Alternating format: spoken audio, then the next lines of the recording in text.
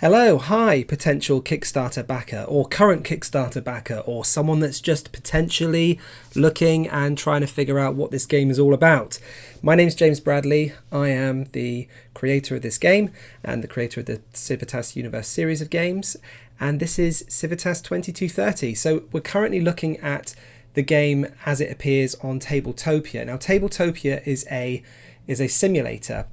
Hence the reason why none of these are transparent like they actually are on the physical game, but you do get a really good idea of the actual game itself. Cards can be shuffled and stuff. You can move blocks around and obviously lay hexes. Everything in this simulator is pretty much at the mercy of standard physics. I say standard physics. Sometimes you get a little bit surprised with what the simulator can actually do in terms of physics. That's just the nature of Unity, I guess. And yeah, it's a really cool system. I enjoy using it. And if you guys are interested in playing it, I've got a demo on Tabletopia that you guys can check out and just play along. Watch this first, then play the Tabletopia. Yeah, have a little go. This game is great. I know I keep saying this, and I said it in the video for the Kickstarter campaign. I'm so proud of it. It's crazy. The community have done so well in helping me engineer this. It's been a long old slog. We've got there, but yeah, if you check out the Twitch videos, all the way from the sort of beginning of when I took it to the community and said, right, this is what I'm trying to do. What do you guys think? And we started play testing it and shaping it, and here we are today. So I want to get into it first of all. I really get frustrated when I watch YouTube channels and they talk a load of fluff at the beginning, so I'm doing exactly that right now. I'm sorry. Okay, all right, here we go. So Civitas 2230 is played in a series of rounds. So we've got the game round right here in front of us. First player is decided on the highest overall population. Each Civitas in turn order takes their standard turn, A to F, which is down here, A to F. And then you go back to number 3, where each Civitas takes their ether bonuses for CRC population. This is something that's always confused with this process here, but we'll get into this a little bit more later on. I just wanted to show you the initial structure of the game. Bidding phase and policy exchange, that's a blind bidding phase. It's not a bidding phase / auction in the game world. It's not actually an auction in the game world, apart from when you're dealing with bidding for individuals, but you need to look at it as a kind of a mechanism within the game that sort of fosters policies being created among your population, among the people among your population. You're having great people come to your Civitas, and they're coming up with all these wonderful ideas, and those ideas kind of get pitched to you when you accept them or when you bid for them. So if it's like an investment. So if you're investing, say, 10 ether into bidding, that in turn creates the policy within your Civitas. So it's an auction on the game surface, but inside the actual story, it's not necessarily an auction. When it gets to the CNXpats, who are the people that come to your Civitas, they come based on the highest bidder. So they're sort of looking around and trying to see, well, which one's going to benefit me the most? And you kind of say, well, if you come to us, we'll give you this much money to start off with. So there's that kind of lure as well that kind of brings them in there. More about that in a little later, but I wanted to get that straight, sort of cleared up straight away, just so everyone understands what's what. Building completes, that's section number 5. That's the final part of the game round. Ion sent to Defuse. Diffuse means to deactivate ion. So ion is the material that you use to get things built, and when the things are built, the ion basically deactivates, and there's a process of reactivating the ion, which includes the Nihilium player, and we'll sort of get into that in a second. And yeah, and then fuses half the ion. This is all dependent on certain aspects of the game, but we'll get into that later on. Nihilium has their turn, their standard turn. They go from A to F at number 2 here. They're the only ones that have a sort of different thing. At point E here, where it says chair the League of Patriots trade forum and perform one secret trade, the Nihilium player does something different with this. This is something different to others. Other people have purchase ion at number E, at point E, and the Nihilium player actually does trade. So we'll get into that a little bit later, but I just wanted to show you that first of all. What we can do is we can just basically set up the actual game itself. Now, when you're looking to choose presidents, what you want to take into consideration is the secret objectives that you're being dealt. So secret objectives come out first. Here's the secret objective, the objective deck that I've prepared. And you get, there's basically 1, 2, 1, 2 for each player. So everybody gets 2 secret objectives each. And then what happens is you flip the secret objectives, you look at them, and then based on what you've got, you then look at your potential presidents. Now, this is something that's in the rules. You get secret objectives first, and then you pick presidents. But of course, because we've got different scenarios and stuff like that, if you're incorporating different ideas into the gameplay, you can set this up differently. If you have a particularly favorite character that you want to play, or if you really love playing a Civitas Nihilium, for example, you can choose to do this differently. It's all up for debate at the tabletop, but I like to encourage the fact that we get secret objectives first, and then we go and select our presidents. So this guy here, Civitas Nihilium, has just drawn the two secret objectives. So disrupt rivals, achieve one of the following, steal 1 SP or of any resource. Now this sort of stuff doesn't necessarily, to new players, this might not make much sense at the beginning. So just hold on to the secret objective cards and then just wait for the game to kind of evolve as you play, and evolve in your mind as you play as well. So we'll keep hold of these two at the moment. So disrupt rivals. So this one's all about basically getting resources from other players, deactivating rivals' active facilities or zones, and reducing a rival's rep. So basically being a disruptor at the table to other rivals. The next one, the Trade Federation, is a secret objective that encourages trade. So successfully trade for a policy card, a hex, or outbid a rival in a trade with another. So that's when you step in and say, actually, I'm going to offer you 5 ether and 1 ion for this particular hex.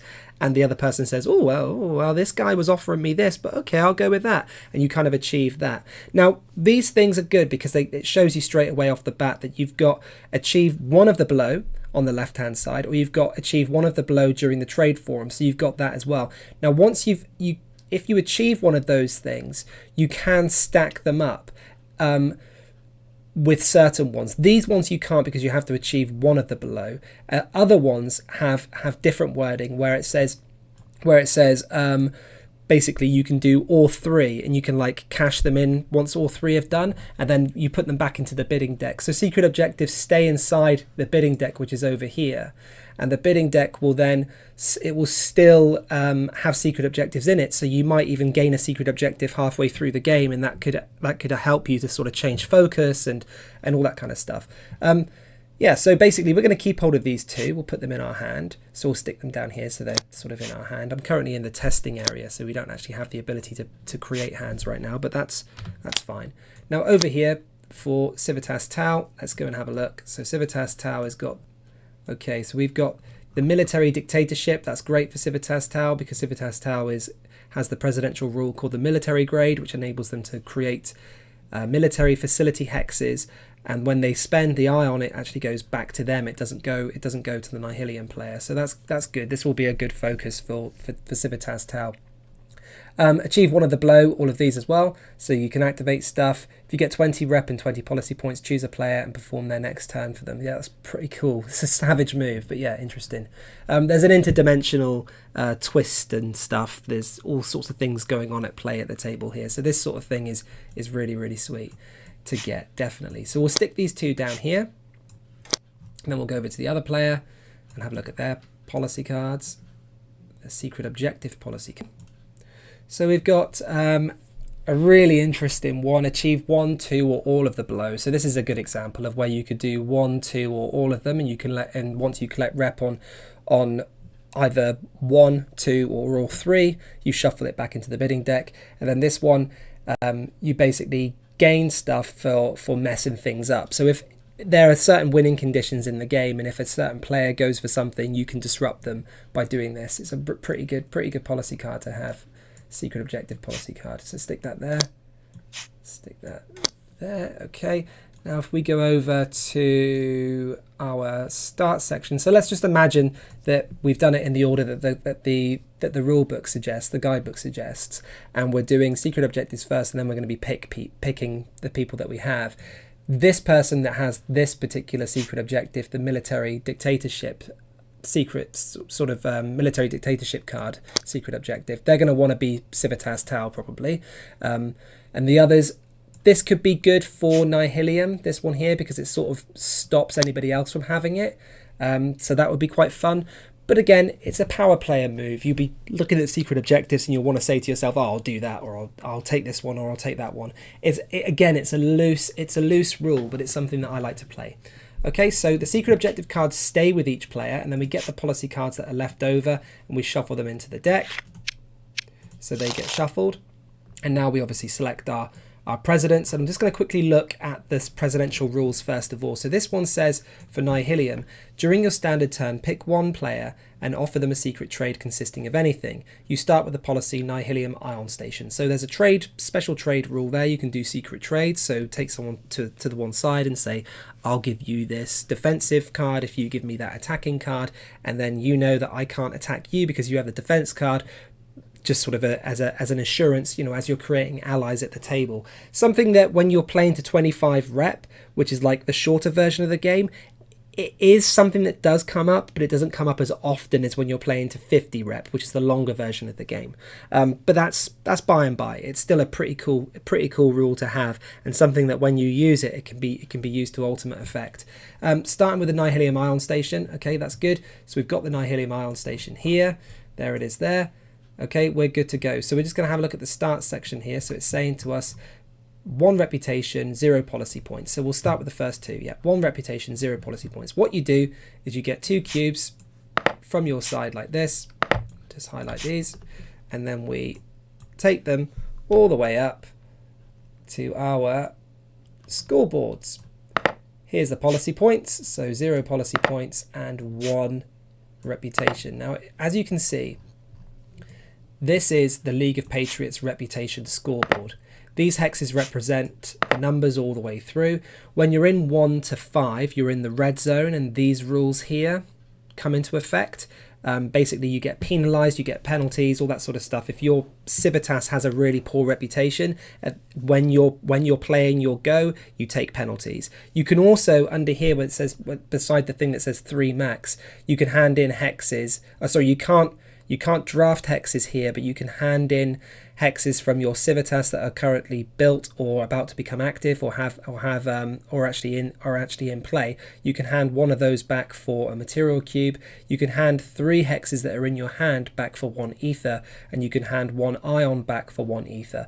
Up to 3 maximum of these per turn, and that's a get you out of jail free situation. So I don't like player elimination in games. I think player elimination in a multiplayer game especially, player elimination in a solo player game is absolutely cool. You should be able to die, but in a multiplayer game, I don't like that, like someone sat out without nothing else to do and they're kind of bored and it's rubbish. A city, like when Detroit went bankrupt in the early noughties, I think it was the early noughties when Detroit went bankrupt, they didn't stop being Detroit. They continued being Detroit, and then obviously gentrification came in and Detroit started going back into a better position. So looking at real life scenarios, cities don't sort of become nothing unless of course they get bombed to smithereens. But even Hiroshima and Nagasaki are still cities today. They were both bombed heavily during World War II, but they didn't cease to be. So in my mind, you still continue being who you are. You just have to make certain sacrifices in order to rebuild later on. I think that's a really nice way of keeping players at the table and keeping people engaged. They start off trying to win the game, but then towards the end it's a battle for survival, and I think that's kind of fun and pretty sweet. So this is the reputation board. In the game, you can either go to 25 rep, ding ding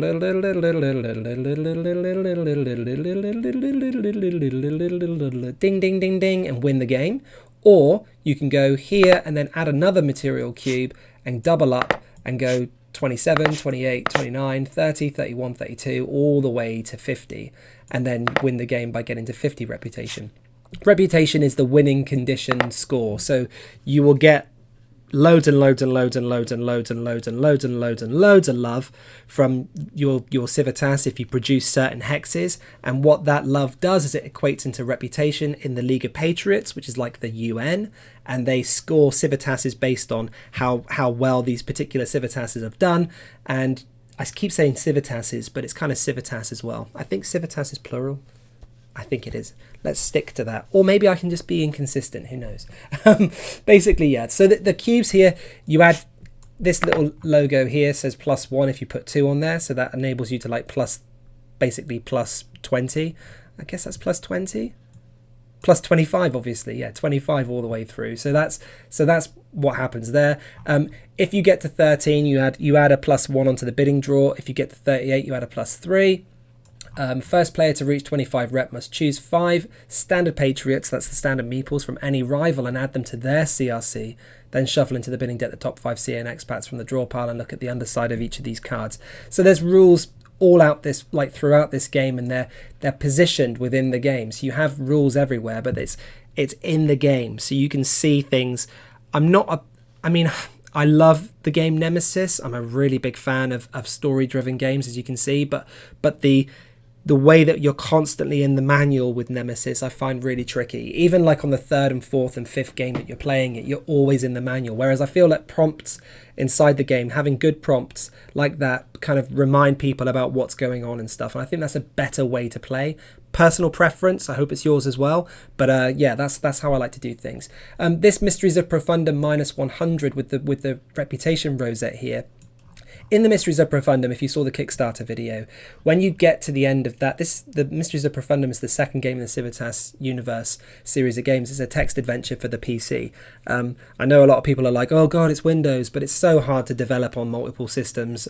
Windows was the best for me, and I did it, and it's a great game, and I suggest you all play it. If you can get a virtual machine going, I think it can work. It doesn't work with Wine, but it does work with some others, so try and give it a try if you're running on Linux or something like that. It's a .exe file. It's about 2 gig in size, and it needs the ability to play AVI files, I think. Not .mov, AVIs, so there are videos in there as well. Anyway, when you finish playing the Mysteries of Profundum, if you beat the game, and I think there's literally to date there's maybe 4 or 5 people that have played this game through to the end, you get given literally a list of scenarios, a list of setup instructions of how to set up this game to continue the story of what you've experienced. So spoiler alert, you play as one of these monks going through Civitas Nihilium, trying to basically gather information and data and get people to come to your sort of Civitas project. And it's all about developing yourself up into the stage where you can be in this game.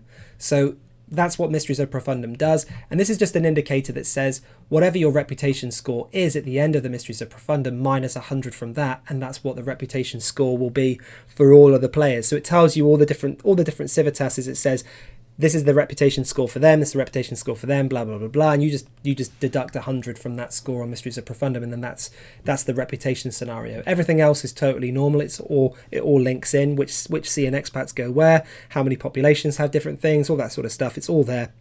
You can screenshot it at the end. It's really quite cool. And yeah, that's a little bit of a guide there for that. Moving over to policy points now. So we said we had 0 policy points. When you have 0 in the game on the scoreboard, you just put your cube like that, just to one side near the number 1, and then yep, similar sort of situation. The 2 cubes allow for you to go up to above 50, and when you actually get to 13 here, you get to take the top card from the bidding deck. So and every player that hits 13 gets the top card from the bidding deck. Also, each player to reach 25 policy points may now look at the underside of each card in the bidding draw during the bidding round prior to making their bid. So the blind auction stops if you go beyond 25 policy points. You can hand in cards for policy points. That happens during the policy exchange, and that's when you hand in bidding deck cards, so policy cards, not CNXpats, but when you hand in policy cards and secret objectives, you get policy points on this board. Now, policy points are always overlooked by first-time players, and they're vital. A bit of strategy in Civitas Nihilium, just before we sort of get into it. You're looking to win, but you're also looking to stop other players from winning. Now, policy points kind of, on the majority, they do help you gain reputation in certain situations. They do help you build facilities. They help you find certain things to make things happen. But on the majority, they're designed to stop your other players from winning. So if players are racing ahead and you're just there focusing on your reputation and trying to do something, you might not necessarily notice that there's a player that's 5, maybe 6 rep ahead of you that's on a crash course to winning the game.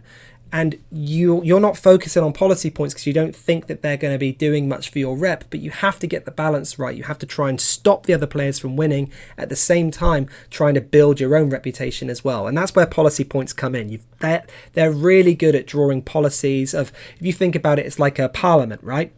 You're going to Parliament to say, we want to bomb these guys. Can we do it? And they all have to say yes or no. And the policy points are basically the politicians giving you the thumbs up for you to do your bidding. And that's not bidding in the game, but actual political bidding. So yeah, that's where that comes in. So policy points, very, very important, always overlooked by new players.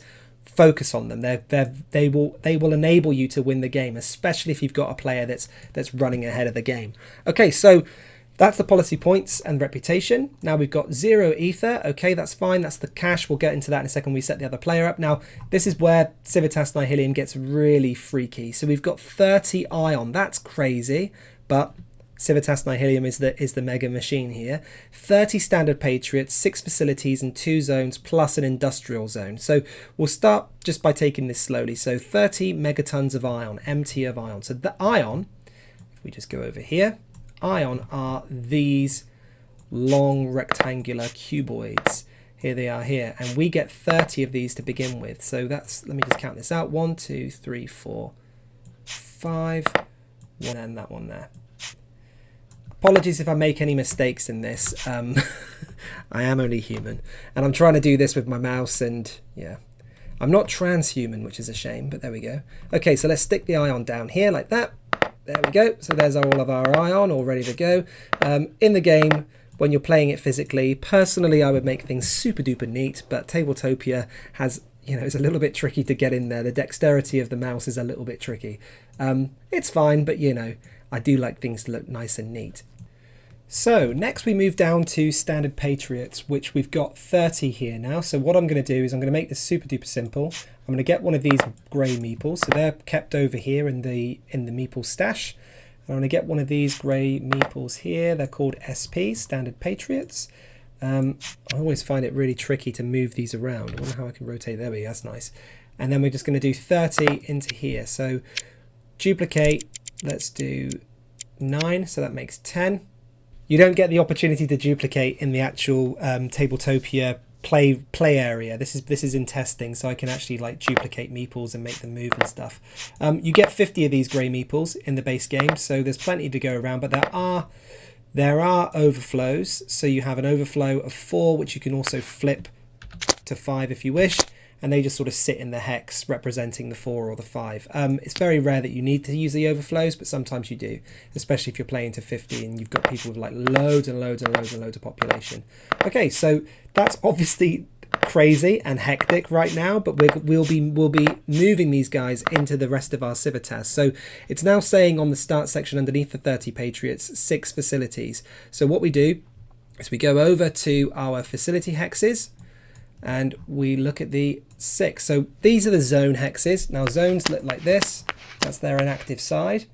And facilities say facility on the back in nice big letters. So this is facilities here. So we just right click that and give it a shuffle. In the base game, the rule is for shuffling. You basically shuffle the hexes and then you split the deck. So you cut the deck.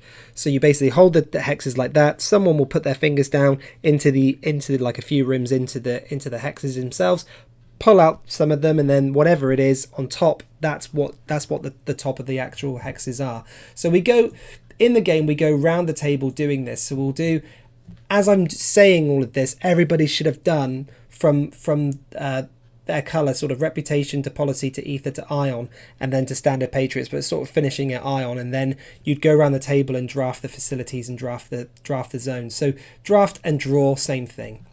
Let's just quickly go over to Civitas Tal and do the same thing. So 13 reputation, 0 policy points, 6 million ether. So 13 reputation. Let's take the cube over to the reputation scoreboard and stick it on number 13. Really popular Civitas Tal is. And also we need to bear in mind that activates the +1 on the bidding draw. So stick that there for now. Think about it for later. And then we come back, and then we've got 0 policy points. So for 0 policy points, the same as Nihilium, we stick a cube there. to represent 0. Now 6 million ether, haven't looked at the ether yet. Now the ether coins are still in their design stages. When I got the prototype, you couldn't actually see these numbers on them very clearly, so that's kind of obvious to people looking at this now, I know, but when you're a creator, you get this weird creative blindness that occurs and you can't see things. And it isn't until you start playtesting that people are like, have you thought about making that a little bit clearer? And you're like, yeah, okay, that makes sense. So yeah, so we've got 6 million ether here. Also as well, full disclosure, that the artwork and everything and the copy and everything on here isn't finalized yet. This is the most latest draft of the game, but it's still not finalized. We've still got up until obviously the end of the Kickstarter, and I've got to do the animations for all of the new people that are requesting that they have characters named after them and stuff like that. People that want individual cards sent. I've got to do all of that stuff first, which should take me a few weeks, and during that process I'm still going to be reviewing and looking at the game and seeing where there can be improvements made. Also listening to you guys when you're looking at the game on Tabletopia on here and you want to give me some feedback. I'm more than happy to take it. I love feedback, so yeah, you know, I live off of it. This is what it's all about. You've got to get feedback. So yeah, send me feedback. I really appreciate it. So yeah, there's the 6 million ether. No ion for Civitas Tal, but we move over to the 4 standard Patriots. So I'll just quickly take the 4 standard Patriots just to kind of keep the game flowing. So 1, 2, 3, 4. Bring them across. There we go. Lovely jubbly. Let's stick those here. And then we'll move over to the Civitas Theodore side. And Civitas Theodore is taking, it's got 8 reputation, 3 policy points. So 8 reputation for Theodore. That goes on the 8.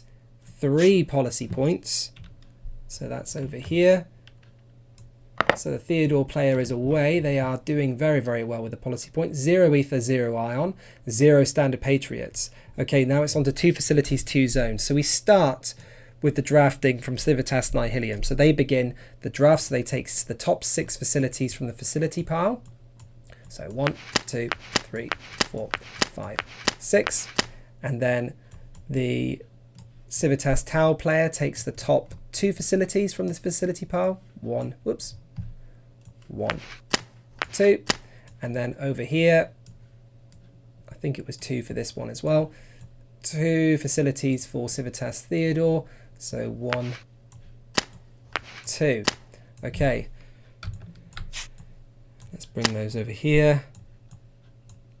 Those are there, that's great. And then take these over to us down here.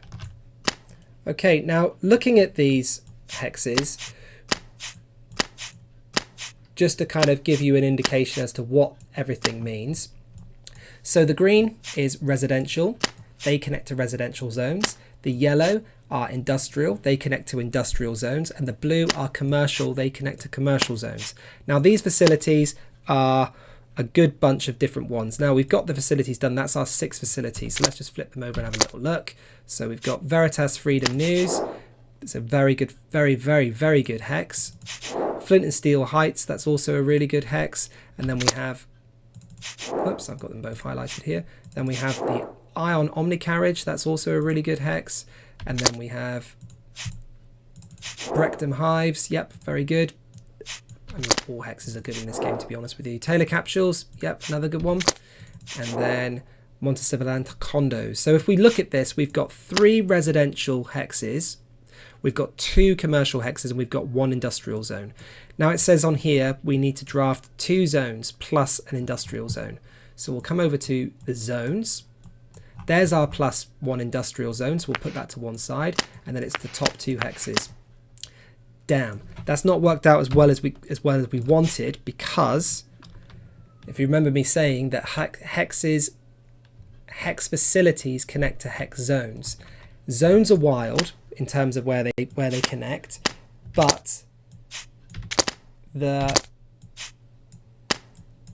zones are where we connect to. So as you can see, we really wanted a residential zone because we had the 3 residential hexes ready to go. We also we've got 2 commercial zones, so that's okay. We can connect those 2 up, and we'll put the industrial zone here for the transport facility, but we kind of want a residential zone really. So At this stage, players may take a mulligan. They may say, okay, the mulligan will happen after everyone's gone round. So you would go round, everybody getting all of their hexes, and then you make the decision as to what you want. A really good way of just looking at it would just be to identify the colours, especially if you're just starting out in the game. So you'd say, okay, two commercial zones, I've got 2 facility hexes. Now, a commercial zone can theoretically hold up to 1, 2, 3, 4, 5 facilities. One of these would have to be connected to a zone, or else the commercial zone won't be viable, or to the CRC, which is this hex in the middle of the actual screen, in the middle of the actual player/president map. But at this stage, it's not looking great for us with this drop, so it's highly likely that we're going to be taking a mulligan because we want this to be good. But remember, a mulligan is a gamble. We could be in a much worse situation after we take a mulligan. We can only do a mulligan once, so we must either look at this and go, yeah, we can get some hexes get off the bat, we can get some stuff built, but maybe we'll get a better situation. Maybe we'll get more industrial facilities to connect. Maybe not. Everything has to be handed in, zones and facilities. So it's a gamble. But yeah, there we go. Let's see if we'll do that once we get Tal's draft coming in. Okay, so Tal has done 2 facility hexes. Now they must draft 2 zones. So they take the top zone. Okay, really, really rubbish for Tal. 1 residential zone, 1 commercial zone, and the facilities can only connect to industrial zones. So that's frustrating. Yellow for industrial facilities, but also you have this icon here which says IZ, so that will connect to an IZ. So IZ is industrial zone. Anything with a Z in the acronym means a zone. Anything with an F in the acronym means a facility. So that's a TF transport facility. That's another TF transport facility. It's looking very likely that the Tal player will be taking a mulligan as well, because this is absolutely rubbish. And if we go over here, Theodore needs to now take 2 zones as well. So Theodore will just quickly draw off the zone pile. 1, 2. Rubbish as well for Theodore. So it's looking likely that everybody's going to be doing mulligans on this. So let's do that. Let's do the mulligan. Let's see where we end up.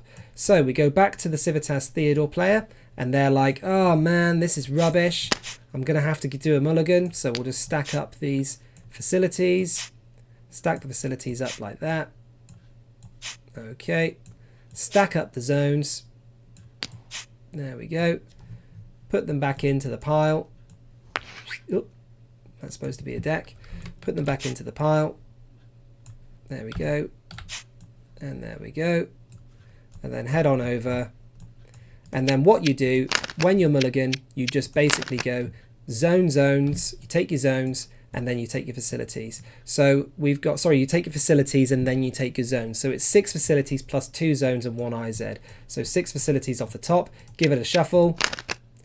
So shuffle, then cut. 1, 2, 3, 4, 5, 6. And then give this one a shuffle and a cut, obviously, plus industrial zone. There we go. And then 1, 2. Okay, and that's what we get. We have to deal with it. So 3 industrial zones. It's okay. We've got lots of industrial facilities there by the looks of things. So it's going to be a very industrial looking city to begin with. And that's absolutely fine. That can work. We'll stick our hexes down here for the time being. And then we'll move on to the mulligan for the Civitas Tal player. Now the Civitas Tal player is basically going to do the same thing. Put the facilities together. Put the zone together like that. Okay. You bugger. There we go. Okay. Stick this over here. They go in there. They go in there. It's less hectic this time because we're just drawing 2 off of each pile for Tal. So we'll give that one a shuffle. Draw the top 2. 1, 2. Okay. We're looking for a residential and an industrial zone. Give that a shuffle and a thing. Commercial, bugger, and then a residential. Okay, so Tal's took the gamble. Not really paid off for Tal, but that's okay. At least they can get 2 hexes set up initially. We'll stick the hexes here for the time being, and we'll move on over. We'll move on over to. Let me just move these nicely. There we go. This game, honestly, right? Okay, there we go. All right, mate. There we go. Okay, lovely. And we'll just zoom out and then switch around over here. and then we'll come on in for this one. Okay, so yeah, this is definitely happening. Nothing's going to be built. What's the point? Mulligan here as well. So we're all mulliganing. Mulliganine. Mulliganane. Okay, so that goes over here to that. This one goes over here to that. We're taking 2 off the facilities first. Make sure we give it a shuffle. And obviously in the game we would be shuffling and cutting again. Just to remind you. 1, 2, shuffle. 1, 2. Condemn this flipping thing. So Theodore's up shit creek without a paddle, pardon my language, but he is. And we need to get Theodore sorted somehow, but there we go. Now that's all done. Mulligans are complete. Now what happens is we put the zones into the facilities and we give them all a shuffle and a cut. And that is now the draw pile for hexes. Okay, so at this stage, we now look to do our building. Okay, so what we've done is we've got looking at CNXpat 0 there and 0 material cubes. So now we look to where we're going to be going with this guy. So the industrial zone, normally it's a good idea to have the industrial zone for Civitas Nihilium, have that basically as your first hex, because you need to connect.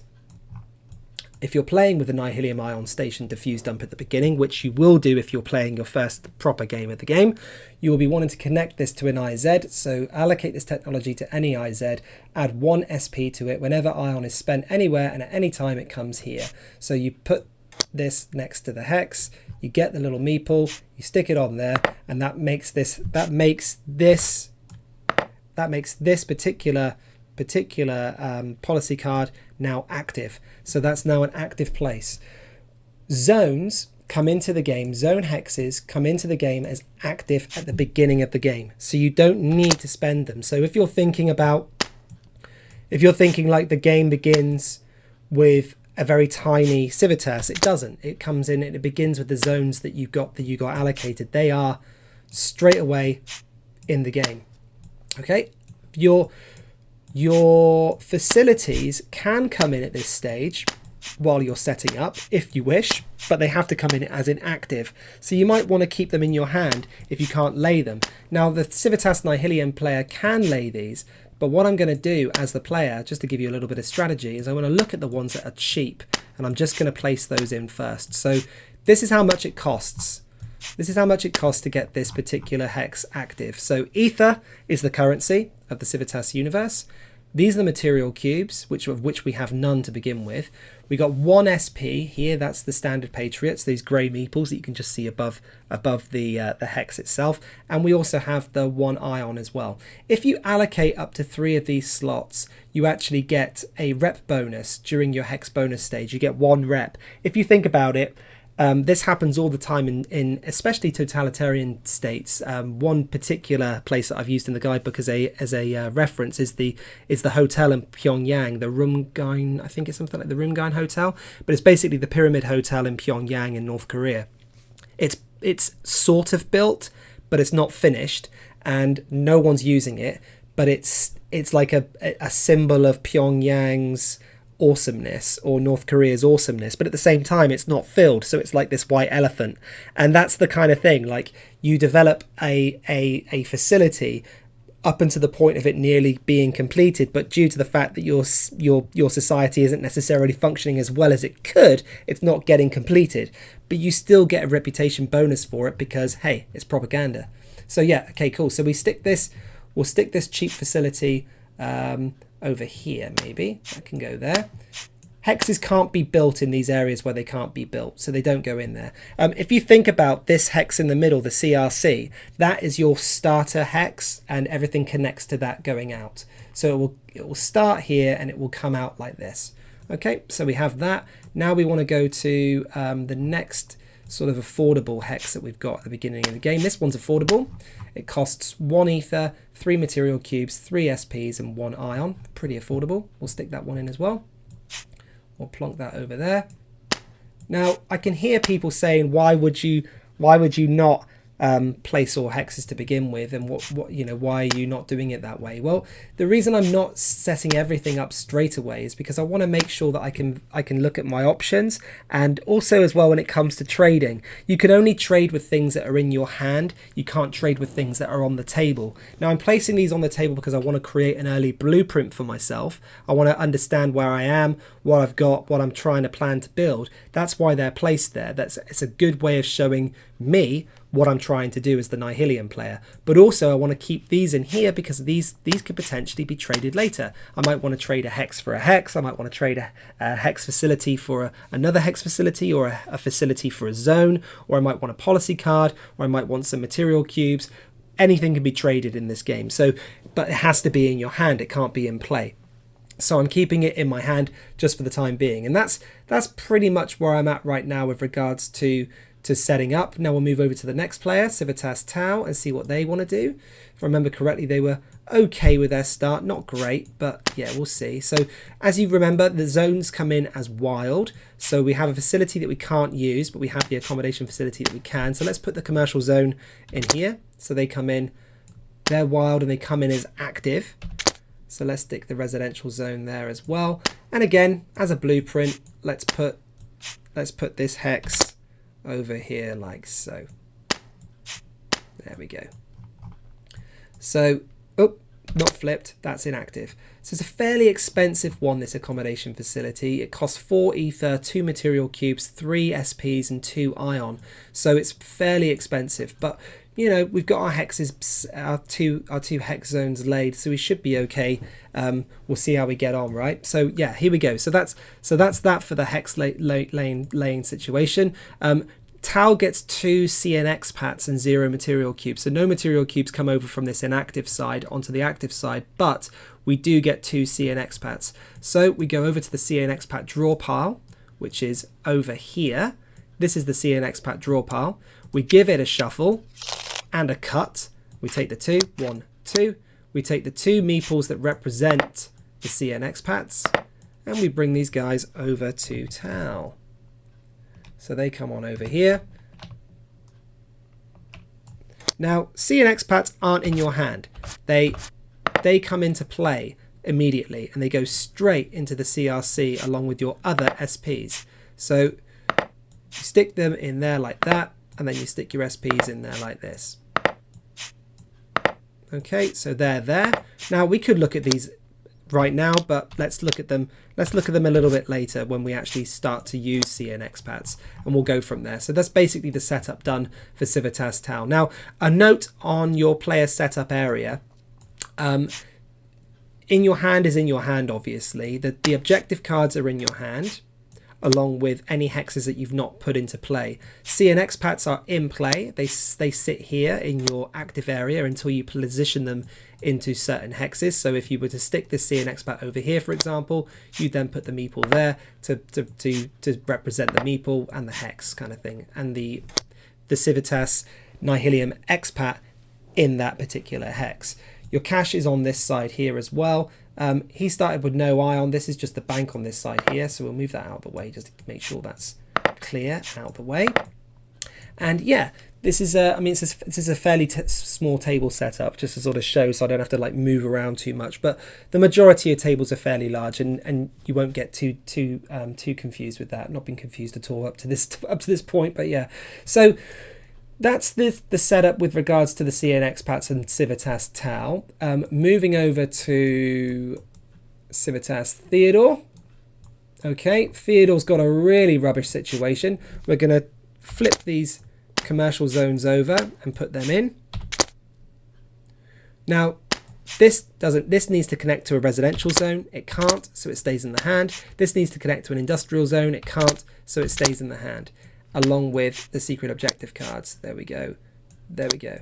Now, no CNXpats for Civitas Theodore, but 6 material cubes. So when you want to activate material cubes, you just bring them over to the left-hand side like this. 1, 2, 3, 1, 2, 3. And this is your active area. This is your inactive area. So inactive area for material cubes, active area for material cubes, ether, ion, everything else. It all goes to the left-hand side of your president mat or your player mat. This is the hand, so this will be in your hand technically. And then you can kind of keep that away from players so they don't know what you've got. When you trade material cubes, what happens is that instead of getting a material cube from a player like this, all that happens is that that player will, say for example, they have a material cube that's active, they deactivate their material cube, and you activate your material cube. And that's you trading a material cube. Fairly straightforward, but there have been times during playtesting where players have basically taken material cubes off of each other. They've got different material cube colors. It kind of just confuses the situation. So the best thing to do is just to kind of, okay, I'll activate one, you deactivate yours. That's how you trade material cubes. Okay, so let's have a look. So we've got no standard patriots, so we can't do anything right now in terms of putting any players out or anything like that. So that's Civitas Theodore's go. I say their go. It's their setup period finished. We'll all be doing this at the same time, so it's not really taking turns. It's everyone sort of setting up at the same time pretty much. Now with regards to Nihilium, they need to start making things happen, so they're going to position their men out onto the actual thing. So what we've got is, it says we'll basically start, right? So let's take these back and let's actually start. So now we start with Nihilium. So first player decided based on highest overall population. Population is meeples and CNXpats. They all count as 1. So I know I've started with 30 and no CNXpats, so I have a total of 30. Tal has 1, 2, 3, 4, 5, 6. Theodore has none. So it's the first player is the Civitas Nihilium player. So when you go from number 1, you then go down to number 2. Each Civitas in turn order takes their standard turn. So we've established the turn order. We can now go in clockwise around the table, starting with me, going to Tal, then going to Theodore, then back to number 3. So we're going A to F. So this is it, A to F down here. We then drop down. Enact policies and CNXpat abilities. So policies, we've got a policy here.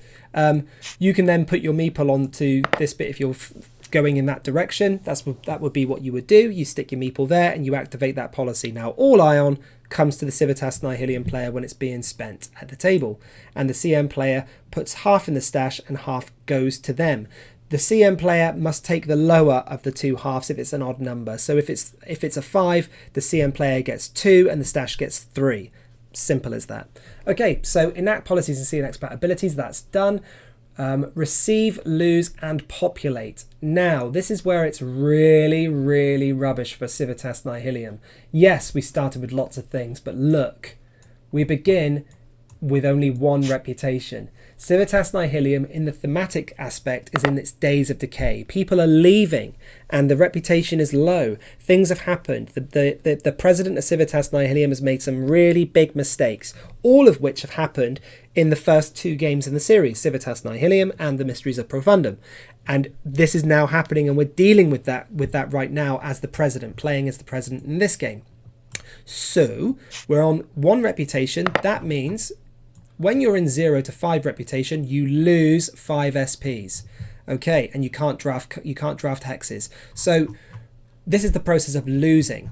So as it says here, receive. We don't receive anything because we're in 0 rep. When we've got 1 to 5 reputation, we get 0 SPs. So we lose SPs, and all that happens is we take 1, 2, 3, 4, 5 SPs to the stash, and we shuffle in 5 CNXpats into the bidding deck. 1, 2, 3, 4, 5. Whoop, 5. That's people leaving the Civitas. That's them literally packing their bags, getting their families and saying, we're getting out of here. Now, when you've got low reputation, the types of people that choose to leave your Civitas aren't the poor people. They don't leave. It's the really wealthy individuals. It's the ones that have the clout. It's the ones that have got political prowess. It's the ones that are developing technologies. It's those types of people. If you think about it, as a society decays in reality, all the thought leaders, all the ones that are either the political exiled or the ones that are developing technologies or anything like that. It's like the scientists in the Nazi things that were developing the rockets. They left and went to work for the Americans and developed the rocket technology that took us to the moon. That's what happens, right? The best of your people leave first, and that's what this is. So these people have now left. They've now become CNXpats. So they've left here, they've gone to the stash, and they've become CNXpats, and they're drawn into the bidding deck. So now they're up for offer.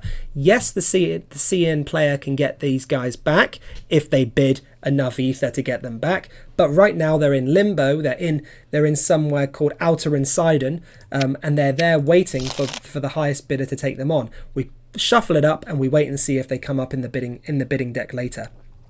In the bidding draw later. So 5 have gone. Now we've got the next step. So receive, we didn't receive. Lose, we just did the lose. And now populate. So populate is when you move your meeples into your Civitas. So we can move these guys now into the zones. And I'll just explain what I'm doing. So every zone, not facilities, zones, every zone on the top bar has what it creates. So for every 3 standard Patriot meeples that are placed here, 1, 2, 3, it develops a material cube during the phase when you take hex bonuses. Up to a maximum of 12 guys can be placed here. So this is basically a factory district, and we're putting them in to develop material cubes for our giant construction printers, because this is the future. Everything's 3D printed, including buildings. So we're going to put 1, 2, 3 there, 1, 2, 3 here. So 3, 6, 9. We want material cubes because we started with none, so we want to put 3 there as well. Okay, and then the same on this industrial zone, put 3 up there as well. 1, 2, 3, 4, 5, 6. Something to consider and to bear in mind is that if you keep these meeples in the CRC, which stands for Citizen Registration Center, where citizens become patriots, very dystopian. They're, well, feigning utopian, feigning dystopian. When they're in this hex, what actually happens is that they generate money. So they actually produce ether, which is the currency for the Civitas universe. 2 million ether, in fact. That I'm using the millions in this is because in Civitas Nihilium and in the Mysteries of Profundum we were dealing in single units of ether. Now that we're operating on a much higher level, on the actual city-state level, we need to accommodate for that, so it's now millions. So every ether coin in this is a million. So for every two of these standard Patriots or CNXpats that you have inside this particular hex, the starting hex of the CRC, you get cash. So you get 2 million for that. You don't get the money during the hex bonus stage. You get the money once everyone's taken their turn and we move to 3, which is each Civitas takes their ether bonuses for CRC population. Don't get confused by that. It happens in a process because it's before the bidding round, so everyone gets the cash before bidding begins. So it's a way of basically making sure that everyone's aware of the cash that everyone's generating, because if you're doing it on your individual turns, it's not as prominent, okay, of what people are getting and what the cash is getting, and it also takes away the focus of the generation of the ether. So yeah, so they're there. I'm keeping them there 2, 4, 6, so we would be effectively getting 6 million ether when it gets to that stage. Also over here, 1, 2, 3, 1, 2, 3, that will be developing 2 material cubes. 1, 2, 3, 1, 2, 3, that will be developing 2 material cubes as well, and the same on that one, 2 material cubes on there also. Now I can if I want to, I can move my guys onto these facilities, but right now I don't think I will, because do I want to? Maybe I do. Yeah, maybe I do. Yeah, do you know what? I will. So I'm going to get... Okay, so I'm going to move 1 there. And I'm going to put 3 up there. But then I only get 2 million ether and I need... Oh yeah, 2 million ether. That's okay. And I'll put these guys up here. I'll put 3 in there. 1. Yeah, let's do that. 1, 2, 3. Let's do it. Let's put them in there. And I can show you development propaganda in action then. So put 3 in there like that. So 3 meeples are in there, 1 meeple's in there. Okay, now I need material cubes to get at least the stuff on here, and I also need ether, but that's okay because ether will complete the build in the next turn, but I'll get the development propaganda in the next turn too. So let's just see what happens. So we're going to try and basically get that allocated up. It might not necessarily make any sense. I still have to lose five guys at the end of it, but yeah, we'll see where it goes. Do I want to do that? I don't know. See, this is where the challenge of the game comes from. Not sure what to do. Always a different challenge with this game, but really fun. I love trying to make these like weird decisions. It's great cerebral workout for your brain. Right, okay, so now we're looking at the movement of the meeples. So we've done that. We've done our receive, lose, and populate. Now it's receive, hex, and CNXpat bonuses. So we get our hex bonuses. We get nothing here for the moment because we don't have anything upgraded. If you think about receive hex bonuses, if you just focus for the moment on the top bar up here for what you get. So over here we get our 2 material cubes for that hex, we get 2 material cubes for that hex, and we get 2 material cubes for that hex. 2, 4, 6 material cubes. So we go over here, we get them. There's 1, 2, 3, 4, 5, 6. Okay, put them back there. Okay, so we've got our hex bonuses, and now it's on to our, so CNXpat bonuses, we don't have any CNXpats. Now it's on to commit to builds and upgrade. So we're now able to upgrade things, so committing to builds. So I'm going to stick 3 cubes there, and I'm going to stick 2 cubes, 2 cubes over here, and I'm going to stick, no, I'm going to keep that cube there. I'll keep that cube there for that. So we've got 2 allocations on here. We needed 3. If we had any ether, we would have done that, but we don't have any ether, so we can't add that right now. But if we did, we would have gotten that would have been our 3 building slots filled, and we would have had 1 rep during this hex bonus stage. But we haven't got that. Sorry, this was the build stage, but with the one prior, we would have got that. Now it's really important that we follow this in the order that we follow it in. It's a timeline, right? You basically enact policies and CNXpat abilities. When you enact policies, you then receive, lose, and populate. You might have gained some reputation during that enact policy and CNXpat abilities stage. So then you would then gain population based on whatever you got with your reputation. Then you would receive your hex and CNXpat bonuses. With those bonuses, you would then be able to build with the things that you gained. With the things that you gained from the building and you upgrade, that then takes you to the next step, which is the chair the League of Patriots for this character. The other characters get to buy Ion. So right now I'm going to say, hey, does anybody want to trade? I've got a whole bunch of flipping facilities here that I'd love to get rid of. Anybody got a residential zone they want to do anything with, or does anybody have any anything that I can get for a residential thing? Maybe people have something that they don't need, like a facility for a hex. This guy's like, hey, yeah, I got a tech facility if you want that, and I could definitely do with something to put in my residential area. And then we've also got over here, no, I don't have anything, I've got nothing, guys, sorry, I've only got 2 commercial zones. I do have an industrial bit here, but if you've got something blue, I could take that off of you. No, I got nothing blue, sorry. And the other guy, no, I've got nothing blue, sorry. Oh, looks like you and me are going to do a deal between Tal and Thingy-Jiggy. Yep, let's do the deal. So we swap hexes. So we've done 1 hex swap, which is pretty cool. And then that's really nice because we've done a successfully trade for a hex. Now I'm going to trade in this secret objective card straight away, saying, oh, whoopie-doo, I just traded for a hex. Excellent. I'm now going to send this in, and I'm going to complete my secret objective straight off the bat. So that's cool. Both secret objectives go in. Well, that one goes in like that. This one can stay here, sorry. So the hex is now completed, and we've gained 5 rep already from being really shrewd. 1, 2, 3, 4, 5. Yay! Nihilium's out of the bad rep. And everyone's like, oh, sugar, that happened quick. What are we going to do? Uh-oh. Yeah. Okay, now we move over to the Nihilium player. So the trade forum's complete, sorry. So let me just show you this. The trade forum's complete. And now it says draw 2, take 1 from zones and facilities. Now, Clever Nihilium move there to bring that secret objective card in straight away, because guess what? This rule no longer applies. I don't have to lose hexes.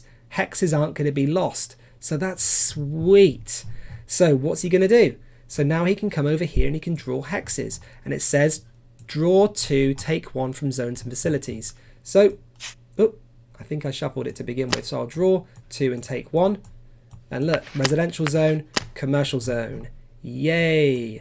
So looking at that situation, that was a real power play from the Nihilium player. Now, the Nihilium player is going to want to take what people want, okay? Because trade is really, really key in this game. Now, looking at the situation, I would say, okay, this guy's got a residential hex now, so they're okay. But looky. This guy wants to have a industrial zone so they can lay their hex, but they only have a commercial and they only have 2 commercial zones. So it kind of makes sense for me to take the residential zone just from the time being, just to stick it over here. It might be worthless to anybody at the moment, but you never know, because this guy might suddenly get a particular facility that requires a residential zone, and all of a sudden the game is in my favor. So I'm just going to shuffle that up as the CN player. Okay, and that's the end of the go. The residential zone goes into the hand. You can't lay anything at the moment because that's just the drawing section. Now, during the drawing 2, take 1 zones and facilities part, during F of the turn, Civitas Tal can start. The next player can start their turn. So Civitas Tal will just begin their go anyway. Shove it. Let's just start right away. So Civitas Tal. Let's have a look. Civitas Tal looks down on their thing. So it's saying enact policies and CNXpat abilities. Now, they started with 2 CNXpats, so they have no policies, but they do have CNXpats. So let's look at the CNXpats and see what they do. So starting off with Dan Korg Taylor, who's a transhuman private investigator. Place this CNXpat into any residential zone. So that's what this thing here means. Place this meeple into an RZ or an RZ. Then when any rival uses either a policy or a CNXpat ability that targets you, you pay 1 ether to cancel that ability immediately and gain 1 rep for every unit the rival spent to target you. If attacking a rival this turn, Korg may join the attack, and this card counts as 5 extra ion for the attack. Now that's combat, so we'll chat about that a little later, but this guy can join an attack if attacking a rival that turn. So you can basically go in for an attack if you so wish, and it joins the attack, and Korg counts as 5 extra ion. Ion is what powers your attacks. So what we'll do is we'll stick this guy in our, is it residential zone? Yeah, residential zone, sweet. Then when any rival uses a policy or a CNXpat ability that targets you, you pay 1 ether to cancel that ability immediately. Okay, so we'll keep 1 ether behind for that as well. So I'll just cash in the 3. 1, 2, 3. Get my 3 1 ethers over here. I'll put 1 ether down there to know that I'm doing that. And then I'll stick the man, Dan the man. That's one of our community members there. One of our really, really active community members. Really great dude. Brilliant for playtesting. Thank you so much, Dan, for helping us out. And yeah, shout to you, big guy. Awesome dude. And there he is. There's his card right there. Can't wait to make others as well and meet others. Going to be flipping brilliant. Right. Okay. So he's there doing his thing. So I'll stick the card there just to know that he's there. That he's in this residential zone, and he's helping me. And then we'll go over to the next one. So we'll flip this guy. Flip. Okay. Guard the Seeker. He's an Ion Shaman. Now I can choose. I can search the bidding deck, take the first CNXpat I find and put it into my hand. Whoa. Or I can diffuse 4 ion, which is basically get rid of 4 ion, deactivate 4 of my ion from my active area, which is this area here beside me, of which I have none because I started with no ion. I can look at everyone's CNXpats and take one of my choosing. So nobody else has any CNXpats, so I can't do that.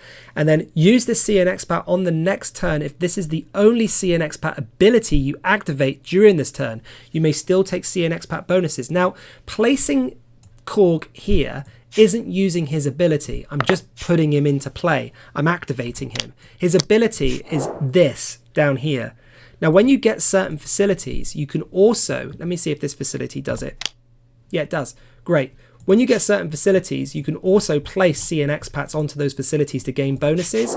So this particular facility will generate me extra meeples. We'll get into that detail in a second when I start activating facilities, but it's worth bearing in mind that CNXpat bonuses are not CNXpat abilities. The ability is what is written on the card. The bonus is what's on the hex. So this particular one will will basically create +2 on there, which is sweet, but it's not an ability. So we can effectively use Guard the Seeker forward right now. So Guard the Seeker, let's search the bidding deck and take the first CNXpat we find and put it into our hand. So we're only using that ability, so we still take use the CNXpat abilities on the next turn. If this is the only CNXpat ability you activate during this turn, you may still take CNXpat Hex Bonuses. So we can use this ability again because it's the only one we're using this turn. So what we'll do is we'll go over to the bidding deck, and we're looking in the bidding deck for the first CNXpat we find, and we're going to put it into our hand. So that's nice. So CN, the Civitas Nihilium players, all chuffed with what they've been up to. But look, oh yeah, great, we got a cop. Okay, sweet. So we'll stick that guy in there. Take that, put that there, shuffle it, shuffle and cut, remember? And we'll stick our super cop over here. Great. And we're still doing our move, but we're now disabled because of what's actually happened. This has disabled us from continuing our CNXpat move. We now can't actually do anything with the CNXpat that we just drew because we can only use this CNXpat's ability now because of what it says here on the card. However, that doesn't stop us from having a little mosey, a little look at what this particular elite cop can do. So this elite cop has left Civitas Nihilium and has come to us. We've used the Ion Shaman to go in there and talk to the elite cop, use their Ion Shamatic powers to basically persuade the cop to come and join Civitas Tal. Hey, transhuman elite cop, have you heard about the transhuman utopia, Civitas Tal? Come, join us. Okay, so place the CNXpat into any inactive or active zone. If that zone has corruption, this policy is cancelled immediately. So that removes corruption. You may pay 1 iron and 1 ether to cancel the policy suicide mission. Good. That's great. So the elite cop goes in using the ion as a power source, using the ether as a bonus, and goes in and cancels the suicide mission. Or this CNXpat will also trigger combat if a rival attacks any hex in your Civitas with either standard patriots or drones. And then if attacking a rival this turn, BR7668 may join the attack, and this card counts as 5 extra ion for the attack. Yes! We're building up an army of transhumans here in Civitas Tal. Funny how things work out, but that's this game. It never disappoints. Right, okay, sweet. So let's give this guy, we'll flip him over like that. He's done. He's cool, doing his thing. There's the coin over there for Matey Boy. I might just put it there just to remind me. Okay, and he stays here. Did I get my extra meeple? No. Let's get the extra meeple for the cop, and that goes in there like so. So that also adds as population for later.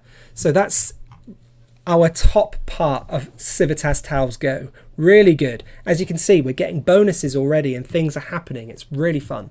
So receive, lose, and populate. Now, we receive because we are on, if we look at Civitas Tal's, I can't set up cameras in this annoyingly, because we're in the test area. If you look at Civitas Tal's reputation, they started on 13. So that means looking at our League of Patriots key, we are at 13. We're just at the edge of our super bonus. We get 3. Apologies for the lack of clarity here. It's Tabletopia. They don't do high res images because obviously that would crash your computer. But we do get 3 SPs. So we go over here and we take SPs from the pile. 1, 2, 3. So people have heard about our wonderful Civitas in the outside world, and they're like, hey, let's go and join this cool transhuman utopia, Civitas Tal. They're really wicked. They've got all these flipping great things going on. It's really cool. Let's join them. And we've got the 3, and they come here to the CRC. So that's our receive. We don't lose because we're not in the 1 to 5 rep, but we do populate. So that is the act of now moving things around. So let's look. We want to get our facilities built, don't we? So let's look. That's 4, 2, 3, and 2. And this one is 111. Doesn't actually cost a CNXpat, so that's fun. So let's do that. Let's go receive, lose, and let's populate our stuff. So let's go. We've got ether. We want material cubes, don't we? Yeah, we want material cubes. So let's put 4, 1, 2, 3, 4 into the commercial zone. We're okay for ether, but it could be. Let's keep 2. Let's keep our. Oh, we can't get any more. Well, we can get 2 for there. We get 2 here. We get 2 immediately. Does that matter? Does it matter? Do we want policy points? I don't know. 2, 4. There's a third one there. Tricky. What do we do? I think I'm going to stay as I am here. Yeah, I'm going to stay as I am right now and see where we go. So this is going to get us our cubes. We can't, if we move, because this guy we can move. Let me flip him. He can be moved. He's okay. Let's see what this one does. This one needs to go into active zones. A really important point about movement that we didn't cover just now in the CNXpat movement bit. Movements are permanent. If you set people in, it's a job for life, right? So they move, they go to a hex, they stay there. Unless you build a transport infrastructure facility, then you can move them around. It's a little quirk in the game that works really, really well and keeps a restriction on the players, so you don't go too crazy and too much movement in the early stages of the game. So it's really, really important to bear that in mind when you're doing it. You can only move them once. So I'm going to keep it as it is right now. I'm going to keep them there and make sure that they sort of stay where they are, and then we'll move forward. So that's the population done. Now we're going to receive Hex and CNXpat bonuses. Okay, nothing here, remember, because we're not taking ether bonuses just yet, and we don't have this Hex upgraded, but we are going to get 1, 2, 3, 4, which gives us a material cube. Now looking at this is slightly different to the industrial zone. In the industrial zone, it was 3 SPs for 1 cube. Here, it's 2 SPs will make an ether, or 4 SPs will make a cube. So you're basically allocating these workers to jobs. So we've got the SPs. This could create effectively 2 million ether, so two ether coins, or it would create 1 material cube for having the 4 SPs here. So let's stick to that right now. Let's get our material cube for having the 4 SPs placed there. So we'll do that. Lovely, thank you very much. That goes from our active to our inactive. This is only 1 there, so that does nothing. And that's basically it for our Hex and CNXpat bonuses. We don't get a CNXpat bonus because we don't have any CNXpats anywhere that are drawing the bonus. But we'll show you that later. Now commit to builds and upgrade. So I've got a Hex here on commit to builds and upgrade. I'm going to plonk that down. I'll stick that. I'll probably, hang on. Oop. Now you can't build like this. Okay, that's not how it works.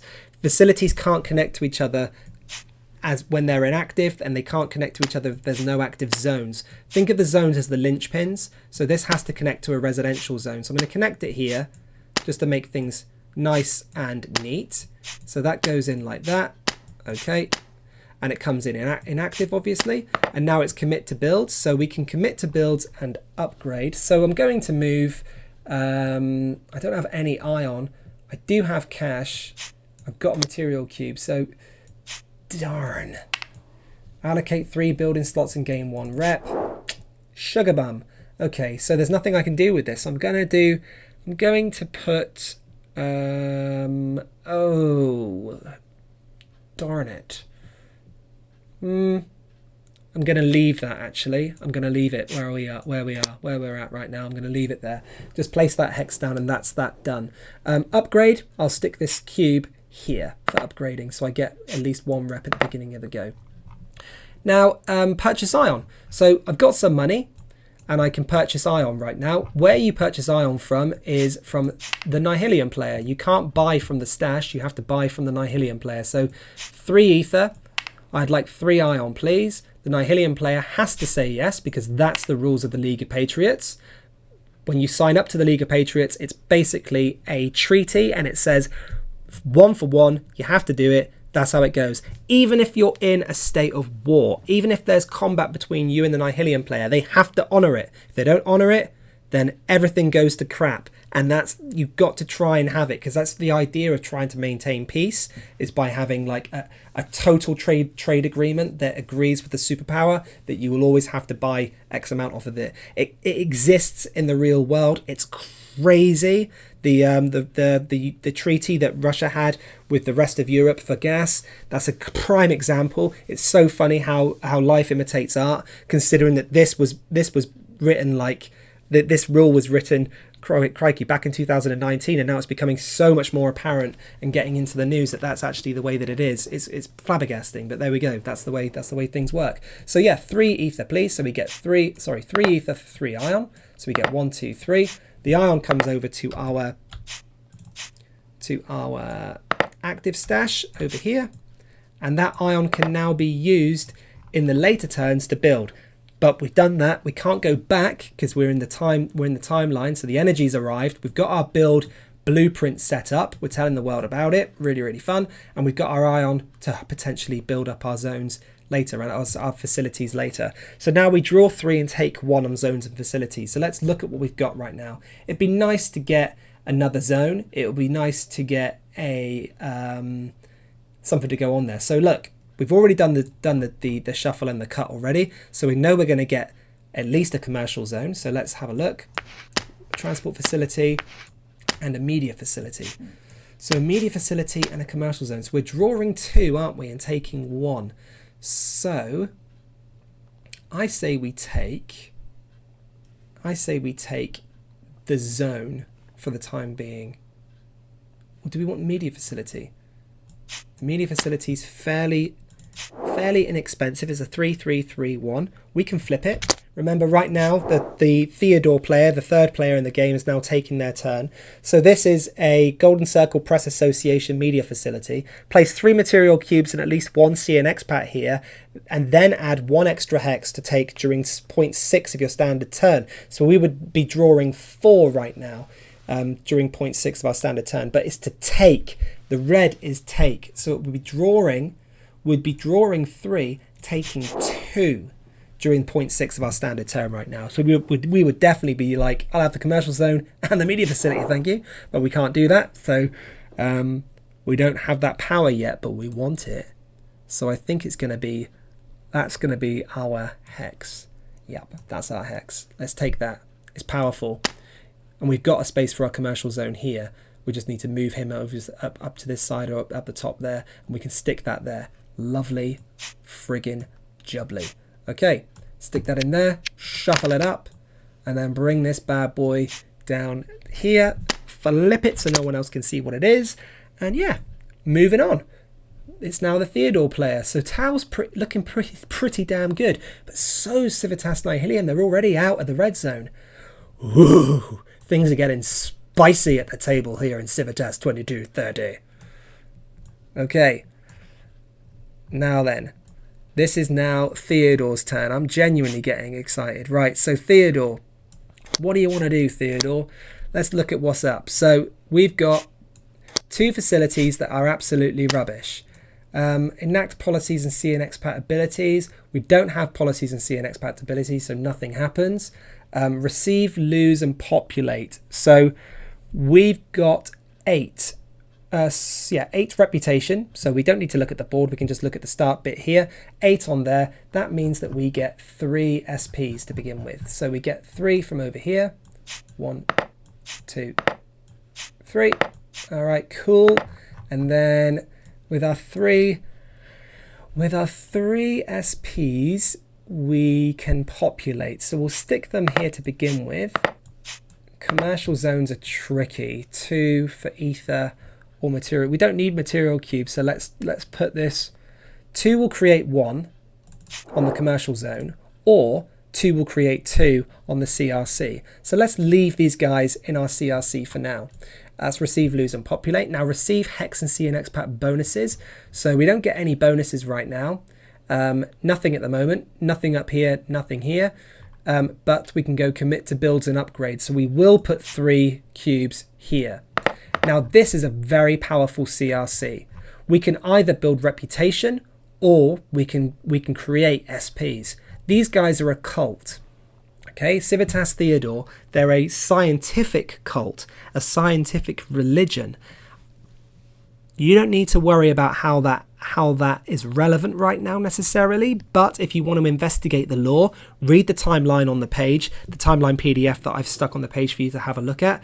They're a scientific religion. They're kind of weird and it's fun, but if you think about it, what they're doing, instead of generating raw reputation from the CRC itself, like what the CRC does is it has a public relations arm, and it generates mood and press releases and all these different things among the League of Patriots to try and generate reputation.